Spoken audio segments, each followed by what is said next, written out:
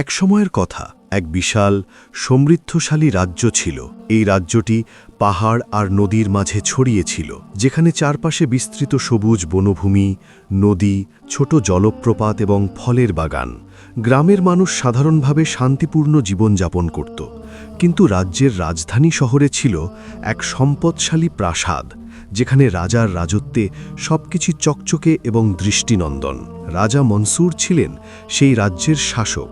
তিনি ছিলেন অত্যন্ত ধনী এবং ক্ষমতাশালী, কিন্তু হৃদয় ছিল কঠিন। তার মনে ছিল লোভ ও অহংকারের ছায়া।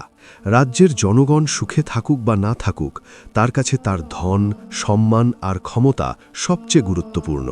প্রতিদিন সকালেই রাজা ঘুম থেকে উঠতেন এবং প্রাসাদের স্বর্ণময় হলগুলো ঘুরে দেখতেন। প্রাসাদের মধ্যে রূপালী ঝর্ণাগুলি বাজে, ফুলের বাগানগুলো সুবাসিত এবং আলো সোনার মতো ঝলমল করত। কিন্তু এই সৌন্দর্য তাকে শান্তি দেয় না। তিনি আরও বেশি ধন ও ক্ষমতার তাগিদে অনড় থাকতেন। রাজা মনসুরের সবচেয়ে বড় আকাঙ্ক্ষা ছিল রাজ্যের সবচেয়ে ধনী ব্যক্তি হওয়া এবং সবের উপরে ক্ষমতার আধিপত্য কায়েম রাখা। এই লোভ তার হৃদয়কে কঠিন করে দিয়েছিল। তিনি মানুষকে বিচার করতেন তাদের সম্পদ, নয় তাদের নৈতিকতার উপর। কেউ যদি ধনী হয়, তার প্রতি তিনি সদয় হতেন, আর গরিব বা দুস্থ মানুষকে তিনি তুচ্ছ করতেন। একদিন রাজা এক বড় ঘোষণা করলেন। প্রাসাদের দরবারে তিনি উচ্চস্বরে বললেন, এই সপ্তাহে যিনি রাজ্যের সর্বাধিক ধন অর্জন করবেন, তাকে আমি বিশেষ পুরস্কার দেব, কিন্তু যারা আমার অমান্য করবে তাদের কঠোর শাস্তি দেওয়া হবে। এই ঘোষণার সঙ্গে রাজ্যের অভিজাতরা এক ধরনের উৎসাহ ও প্রতিযোগিতার মধ্যে পড়ল। সবাই চেয়েছিল রাজার দৃষ্টি আকর্ষণ করতে। ধনী বাণিজ্যিকরা ব্যবসার নতুন কৌশল নিয়ে কাজ করতে লাগল, কিন্তু সাধারণ মানুষরা হতাশ হল, কারণ তারা জানত তাদের কাছে এমন ধনলিপ্সা নেই। রাজ্যের ঠিক বাইরে এক ছোট গ্রামে থাকতেন ফকির আলী। আলী ছিলেন গরিব, তাদের কাছে বাড়ি ছোট, আর তার কাছে থাকা সামান্য জিনিসগুলোই তাকে জীবন চালাতে সাহায্য করত। কিন্তু আলীর হৃদয় ছিল বিশাল। তিনি সবসময় আল্লাহর প্রতি ভরসা রাখতেন। তার খাদ্য, পোশাক, জীবন সবই তিনি ধৈর্য এবং নামাজের মাধ্যমে চালাতেন। ফকির আলী প্রতিদিন সকালে মসজিদে উঠতেন এবং নামাজ পড়তেন। এরপর গ্রামের চারপাশে হাঁটতেন। তিনি দেখতেন কারো অভাব আছে, কারো দুঃখ আছে, কারো খাবার নেই। আলী তাদের পাশে দাঁড়াতেন, সাহায্য করতেন। কখনো নিজস্ব ধন ব্যয় না করেও মানুষকে সুখী করতে চেষ্টা করতেন। একদিন ফকির আলী গ্রামের রাস্তার ধারে একটি ছোট কুঁড়ে ঘরে বসে দোয়া করছিলেন। হঠাৎ এক গরিব নারী তার কাছে এলেন। তিনি বললেন, ফকির আলী, আমার সন্তানদের জন্য খাবার নেই, তুমি কি আমাদের সাহায্য করতে পারবে? ফকির আলী হাসি মুখে বললেন, শিশুরা খাওয়া ছাড়া থাকবে না, আল্লাহ আমাদের পাশে আছেন, আসুন আমরা একসাথে কিছু ব্যবস্থা করি। তিনি নিজের সামান্য খাদ্য থেকে ভাগ করে দিলেন এবং গ্রামের অন্যদের সাহায্য করার ব্যবস্থা করলেন। এই সময় রাজা মনসুরের প্রাসাদের মনসুর তার সোনার কক্ষের মধ্যে বসেছিলেন। তিনি ভাবছিলেন কিভাবে আরও ধন উপার্জন করবেন। তার মনে লোভ আরও বাড়ছিল। তিনি ভাবলেন কিভাবে আরও সম্পদ জমানো যায়, যাতে সবাই আমার কাছে মাথা নত করে। কিন্তু কখনো তিনি ভাবতেন না মানুষের নৈতিকতা বা সুখের কথা। রাজা মনসুর ও ফকির আলী দুইজন চরিত্র একে অপরের সম্পূর্ণ বিপরীত। একজন লোভী ও অহংকারী, অন্যজন গরিব কিন্তু ধৈর্যশীল এবং নৈতিকভাবে শক্তিশালী। কেউই জানত না যে একদিন তাদের পথ মিলবে এবং সেই মিলন হবে গল্পের মূল সংঘাত ও শিক্ষা। একদিন রাজা মনসুরের প্রাসাদের বাইরে এক দুর্ঘটনা ঘটল। একটি সোনার ঝর্ণা ভেঙে শহরের বাজারে জল ঢুকে পড়ল। এতে অনেক ব্যবসায়ীর ক্ষতি হল। রাজা রেগে গেলেন। তিনি বললেন, কে এই ক্ষতি করছে? এটা শাস্তিযোগ্য। এই সময় ফকির আলী বাজারে আসলেন। তিনি দেখলেন মানুষ দুঃখে ভেঙে পড়ছে। তিনি সাহায্য করতে লাগলেন, ব্যবসায়ীদের ক্ষতি কমানোর চেষ্টা করলেন। কেউ ফকির আলীর প্রতি সন্দেহ করছিল না, কারণ তিনি গরিব অথচ নৈতিকভাবে মহান। ফকির আলীর এই দয়া, ধৈর্য ও বিশ্বাস ধীরে ধীরে রাজার নজরে পড়তে শুরু করল। কিন্তু মনসুর তা এখনো বুঝতে পারছিলেন না। তিনি ভাবছিলেন, কেন একজন গরিব ফকির এত বড় প্রভাব ফেলতে পারছে? ফকির আলীর জীবন ও কাজগুলো ছিল তার ঈমানের প্রতিফলন। তিনি জানতেন অর্থ বা ধন নয়, আল্লাহর প্রতি বিশ্বাসী প্রকৃত শক্তি। এই ধারণা, ধৈর্য ও নৈতিকতা তাকে রাজার মতো লোভী ও অহংকারী মানুষদের থেকে আলাদা করে রাখছিল। রাজা মনসুরের প্রাসাদে সকালটা শুরু হলো ঠিক আগের মতোই, কিন্তু আজ তার মনে এক অদ্ভুত অস্থিরতা কাজ করছিল। যদিও তার চারপাশে সোনার ঝর্ণা, সুবাসিত বাগান, রূপালী জলধারা সবই ঝলমাল করছিল, কিন্তু মনসুরের মনে ছিল এক অদ্ভুত খিদে। কিভাবে আরও ধন উপার্জন করা যায়, এই প্রশ্নটি বারবার তার মাথায় ঘুরছিল। সে ভাবছিল, যারা ধনী তাদের নিয়ে কৌশল করতে হবে, যারা দরিদ্র তাদেরকে উপেক্ষা করা যায়। কিন্তু সে জানত না এমন কোনো ধনী হবে না যে তার লোভকে স্থির করতে পারবে। এদিকে গ্রামের ফকির আলী তার দৈনন্দিন কাজ শুরু করলেন। তিনি সকালে মসজিদে নামাজ পড়লেন, তারপর গ্রামে ঘুরে দুঃখী মানুষদের পাশে দাঁড়ালেন। আজকের দিনটি ছিল বিশেষ, কারণ বাজারে নতুন ঘটনা ঘটেছে। একটি ধনী ব্যবসায়ী তার মালামালের দাম বাড়িয়েছে, এতে সাধারণ মানুষ বিপদে পড়েছে। ফকির আলী মানুষদের পাশে দাঁড়িয়ে বললেন, ভয় পাবেন না, আল্লাহ আমাদের সাহায্য করবেন। আমরা সবাই একসাথে এই সমস্যার সমাধান খুঁজে বের করব। মানুষরা অবাক হল। গরিব ফকির আলী, যিনি নিজের জন্য কিছুই রাখেন না, তার এই উদারতা দেখে সবাই অনুপ্রাণিত হল। কেউ বলল, এই ফকির আলী সত্যি আল্লাহর কাছ থেকে আশীর্বাদ পেয়েছেন।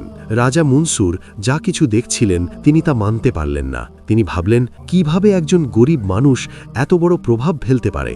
আমি তো ধনী এবং ক্ষমতাশালী। তার হৃদয় অস্থির হয়ে উঠল। লোভ ও অহংকার তাকে দুশ্চিন্তায় ফেলল।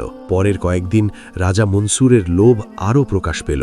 তিনি গ্রামে আরও বেশি কর বসালেন, দরিদ্রদের জন্য আরও কঠোর আইন বানালেন। কিন্তু এই সমস্ত অবিচারের মধ্যে ফকির আলী ধৈর্য হারাননি। তিনি প্রতিদিন মানুষের পাশে দাঁড়ালেন, তাদের দুঃখ ভাগাভাগি করলেন। একদিন একটি বড় ঘটনা ঘটল। রাজ্যের কেন্দ্রস্থলে একটি নতুন সেতু নির্মাণের কাজ শুরু হলো। সেতুতে কাজ চলাকালীন কিছু শ্রমিক দুর্ঘটনার শিকার হল। রাজার দপ্তর দ্রুত সিদ্ধান্ত নিল, দুর্ঘটনার দায়ে একজন সিনিয়র কর্মকর্তা বরখাস্ত হবেন। ফকির আলী খবর পেলেন। তিনি দ্রুত শ্রমিকদের কাছে গেলেন, আহতদের চিকিৎসা করালেন এবং সেতু নির্মাণের কাজ চালিয়ে যাওয়ার জন্য সাহায্য করলেন। এই কাজের খবর রাজ্যের সাধারণ মানুষের মধ্যে ছড়িয়ে পড়ল। মানুষরা বলল, ফকির আলী আমাদের জীবন বাঁচাচ্ছেন, অথচ রাজা আমাদের দুঃখ দিচ্ছেন। রাজা মনসুর এই কথা শুনে আরও ক্রুদ্ধ হলেন। তিনি ভাবলেন, কিভাবে একজন গরিব মানুষের মধ্যে এত শক্তি? এটা তো আমার লোভ ও অহংকারের প্রতি চ্যালেঞ্জ। একদিকে ফকির আলী প্রতিদিন ধৈর্য, নামাজ ও দোয়ার মাধ্যমে নিজের পথ বজায় রাখছিলেন। তিনি জানতেন সবকিছু আল্লাহর হাতে। তিনি মানুষের প্রতি সহানুভূতি দেখিয়েছেন যে সত্য ও ধৈর্য সর্বদা বড় শক্তি। রাজা মনসুর এই সমস্ত ঘটনার কারণে মানসিকভাবে অসন্তুষ্ট হয়ে পড়লেন। তার লোভ তাকে এমন এক অবস্থায় নিয়ে আসলো যেখানে তিনি নিজের ক্ষমতার সীমা বুঝতে পারলেন না। একদিন রাজা ঘোষণা করলেন, যে কেউ আমার রাজ্যের সবচেয়ে বড় সম্পদ সংগ্রহ করবে তাকে আমি বিশেষ পুরস্কার দেব, আর যারা আমার অমান্য করবে তাদের কঠোর শাস্তি হবে। এই ঘোষণার মাধ্যমে রাজা আরও লোভী হয়ে গেলেন। তিনি চেয়েছিলেন যেন সব মানুষ তার দিকে তাকাক, কিন্তু এই লোভই তার বিপদ তৈরি করতে শুরু করল। ফকির আলী, যিনি সবকিছু আল্লাহর হাতে ছেড়ে দিয়ে চলছেন, তার দিকে আর লক্ষ্য রাখলেন না। তিনি শুধু মানুষের কল্যাণের চিন্তা করছিলেন। তবে ধীরে ধীরে রাজা ও ফকির আলীর পথ মিলতে শুরু করল। একদিন রাজা একটি বড় সিদ্ধান্ত নিলেন। তিনি সমস্ত কর ও কর্পোরেট ব্যবসা নিয়ন্ত্রণে নিয়ে আসবেন। তিনি চাইতেন যেন সব ধনসম্পদের উপর সম্পূর্ণ আধিপত্য থাকুক। কিন্তু এই পরিকল্পনার ফলে সাধারণ মানুষ বিপদের মুখে পড়ল। ফকির আলী এই খবর পেয়ে মানুষের পাশে দাঁড়ালেন। তিনি বললেন, ভয় পাবেন না, আল্লাহ আমাদের সাহায্য করবেন। আমরা একত্রে সমস্যার সমাধান খুঁজব। ফকির আলীর এই বক্তব্য মানুষকে অনুপ্রাণিত করল। তারা বলল, আমরা আমাদের ধৈর্য হারাবো না, আল্লাহর সাহায্য আমাদের সঙ্গে আছেন। রাজা মনসুর দেখলেন তার লোভ ও অহংকার মানুষের মনে ভয় বা শ্রদ্ধা তৈরি করতে পারছে না, বরং মানুষের হৃদয় ফকির আলীর উদারতা ও ধৈর্য দ্বারা স্পর্শিত হয়েছে।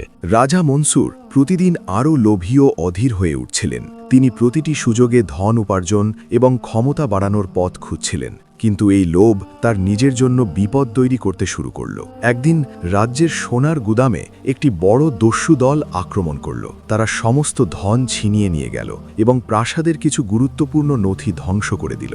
রাজার নির্দেশনা অনুসারে সমস্ত রক্ষী চেষ্টা করলেও তারা দস্যুদের আটকাতে পারল না। রাজা ক্রুদ্ধ ও আতঙ্কিত হয়ে উঠলেন। তিনি ভাবলেন, এটা কিভাবে সম্ভব? আমি এত শক্তিশালী, আমার ধন সুরক্ষিত হওয়া উচিত। কিন্তু বাস্তবতা ছিল ভিন্ন।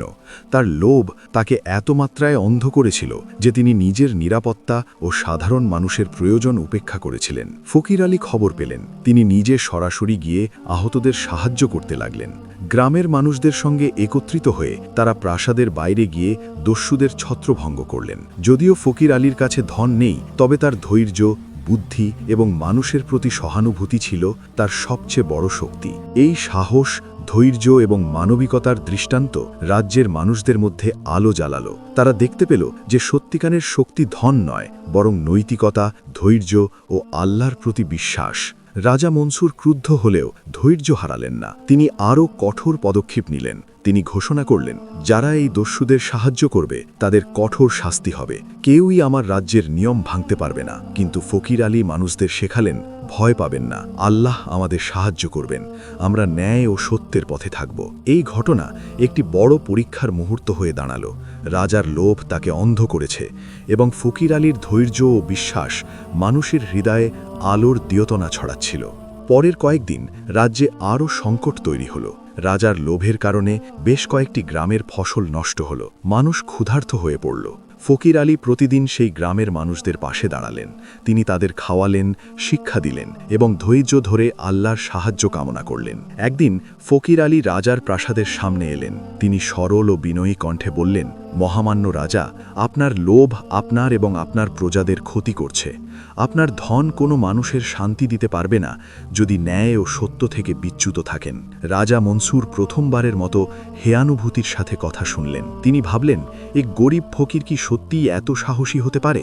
তার ধৈর্য ও নৈতিক শক্তি আমার ধন ও ক্ষমতার চেয়ে বড়। ফকির আলী এই কথায় থেমে গেলেন না। তিনি আরও বললেন, রাজা, আপনার ধন অনেক, কিন্তু এটি মানুষের জীবন সহজ করবে না। যারা ধৈর্যশীল তাদের সাহায্য করলে আল্লাহর সাহায্য পাওয়া যায়। মানুষের প্রতি সহানুভূতি দেখান, তাহলেই রাজ্য শান্ত হবে। রাজা মনসুরের মনস্তত্ত্বে একটা ধাক্কা লেগে গেল। তিনি বুঝতে পারলেন তার লোভ ও অহংকারের কারণে রাজ্য বিপদের মুখে পড়ছে। কিন্তু এই উপলব্ধি তাকে সঠিক পথ খুঁজতে সাহায্য করল। ফকির আলীর নৈতিক দিক ও ধৈর্য রাজা মনসুরকে শিক্ষা দিতে লাগল। তিনি ধীরে ধীরে উপলব্ধি করতে শুরু করলেন যে ধন ও ক্ষমতা ছাড়া জীবনের প্রকৃত মূল্য মানুষের হৃদয় ও নৈতিক শক্তিতে। রাজা মনসুর সিদ্ধান্ত নিলেন তিনি নিজে নিজের লোভকে নিয়ন্ত্রণ করবেন এবং মানুষের সুখের দিকে মন দেবেন। এই সিদ্ধান্ত কিন্তু সহজ ছিল না। তার মনস্তাত্ত্বিক যুদ্ধ শুরু হলো। তিনি নিজের লোভ ও অহংকারকে ন্যায় এবং সত্যের সাথে প্রতিস্থাপন করতে চেষ্টা করলেন। ফকির আলী এই সময় রাজ্যের মানুষদের সাহায্য করতে লাগলেন। তিনি তাদের শিক্ষা দিলেন ধৈর্য, বিশ্বাস ও নৈতিকতার গুরুত্ব। রাজ্যবাসী ধীরে ধীরে উপলব্ধি করল যে ফকির আলীর মতো মানুষই সত্যিকারের শক্তি। এই সময়ের মধ্যে রাজা মনসুর এক গুরুত্বপূর্ণ সিদ্ধান্ত নিলেন। তিনি সকল গ্রামের মানুষের জন্য খাদ্য, শিক্ষা ও নিরাপত্তা নিশ্চিত করতে একটি নতুন নীতি প্রবর্তন করলেন। যদিও এটি শুরুতে কঠিন ছিল, কিন্তু ধীরে ধীরে মানুষ শান্তি ও নিরাপত্তা অনুভব করতে লাগল। ফকির আলী রাজাকে সাহায্য করলেন এই পরিবর্তনের পথে। তিনি রাজাকে দেখালেন কিভাবে ন্যায় ও ধৈর্য দিয়ে রাজ্যকে শান্তি ও সমৃদ্ধি আনা যায়। রাজা মনসুরের হৃদয়ে ধীরে ধীরে পরিবর্তন শুরু হলো। তার লোভ এবং অহংকার তাকে বিপদের মুখে ফেলে দিলেও ফকির আলীর ধৈর্য, নৈতিকতা এবং মানুষের পাশে দাঁড়ানো তাকে ভাবতে বাধ্য করল। প্রথমবারের মতো রাজা অনুভব করলেন যে ধন আর ক্ষমতা মানুষের সত্যিকারের সুখের গ্যারান্টি নয়। ফকির আলী রাজাকে সাহায্য করার জন্য প্রায় প্রতিদিন প্রাসাদে আসতেন। তিনি ধৈর্য ও নম্রতার সঙ্গে বোঝাতেন, রাজা, আপনার লোভ ও অহংকার যত বড়, মানুষের পাশে দাঁড়ানো তার চেয়ে অনেক বড়। যদি আপনি ন্যায় ও সত্যের পথে চলেন, রাজ্য শান্ত ও সমৃদ্ধ হবে। রাজা প্রথমে দ্বিধাগ্রস্ত ছিলেন। তিনি ভাবতেন, আমি কি সত্যি পরিবর্তন হতে পারব? আমি এতদিন লোভী ও অহংকারী ছিলাম। কিন্তু ফকির আলীর ধৈর্য এবং সততা তার হৃদয়ে আলোর ঝলক দেখালো। একদিন রাজা মনসুর নিজে গ্রামে গেলেন। তিনি দেখলেন ফকির আলী ক্ষুধার্ত শিশুদের খাবার দিচ্ছেন, গ্রামে পানি সরবরাহ নিশ্চিত করছেন, মানুষের দুঃখ দূর করতে তিনি কাজ করছেন, কোনো লোভ বা স্বার্থবোধ ছাড়া। রাজা নিজেও মুগ্ধ হলেন। তিনি বুঝতে পারলেন যে ফকির আলীর শক্তি ছিল তার ধৈর্য, সৎ মন এবং আল্লাহর প্রতি অটল বিশ্বাস। এই উপলব্ধি তাকে নিজেকে পরিবর্তনের দিকে ঠেলে দিল। রাজা মনসুর প্রথমবারের মতো স্বীকার করলেন, আমি ভুল করেছি। আমার লোভ ও অহংকারের কারণে মানুষ কষ্ট পেয়েছে। আমি যদি সত্য ও ন্যায়ের পথে চলি রাজ্য শান্ত হবে। ফকির আলী রাজাকে ধাপে ধাপে শেখালেন কিভাবে ন্যায় ও সত্যের সাথে রাজ্য পরিচালনা করতে হয়। তিনি বললেন, রাজা, শুধু ধন নয়, মানুষের হৃদয় জিতলেই সত্যিকারের শক্তি আসে। মানুষের দুঃখ ভাগ করলে আল্লাহ আপনার সঙ্গে থাকবেন। রাজা মনসুর ধীরে ধীরে পরিবর্তিত হতে লাগলেন। তিনি মানুষের প্রতি সহানুভূতি দেখাতে শুরু করলেন। গ্রামের মানুষের জন্য নতুন শিক্ষা ও স্বাস্থ্য ব্যবস্থার পরিকল্পনা করলেন। তিনি সব গ্রামের মানুষের জন্য সুষ্ঠু আইন প্রণয়ন করলেন, যাতে আর কেউ শোষিত না হয়। ফকির আলীর ত্যাগও এই সময় আরও স্পষ্ট হল।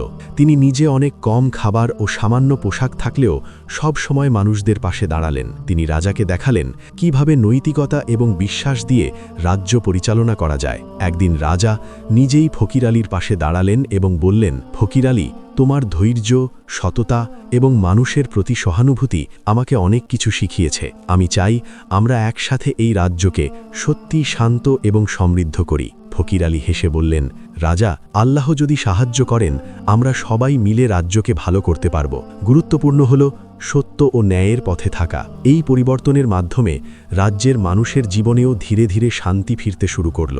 যারা আগে রাজা থেকে ভয় পেত তারা এখন তার প্রতি বিশ্বাস ও শ্রদ্ধা দেখাতে শুরু করল। রাজা মনসুরও বুঝতে পারলেন যে মানুষের হৃদয় জয় করাই সত্যিকারের শক্তি। ফকির আলী শান্তভাবে দাঁড়ালেন।